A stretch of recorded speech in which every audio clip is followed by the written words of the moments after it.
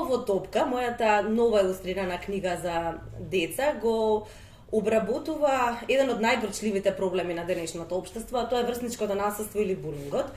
Зошто ја напишав оваа книга? Затоа што сакав пред се да напишам приказна за пријателството и емпатијата. Сакав да пробуричкам во широкиот спектар на емоциите кај децата. Сакав да создадам приказна со која што ќе се покаже колку е важно менталното здравје кај децата и социоемоционалниот развој, да им дадам глас на поинаквите деца, да ја легитимирам тагата како емоција, да зборувам за детското кревко срце, да покажам дека има работи кои што е важно да ги отвараме како прашање, затоа што е важно да сензибилизираме јавноста со проблеми кои што некогаш се туркаат под чергиче. Во суштина се работи за приказна која што има повеќе слоја и нарацијата е таква затоа што еден слој е оној кој што е наменет децата да го читаат, има и некои други слоеви кои што носи, да речеме, директна комуникација со родителите или со било кој што им чита на децата во тој момент.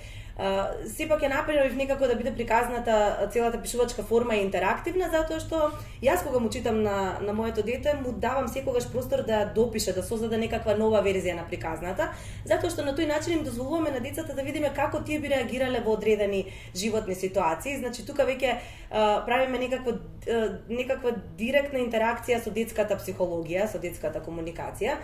Им даваме простор да го слушнеме нивниот глас, како тие размислуваат и на некој начин потикнуваме критичко или проблемско размислување уште од најмалата возраст.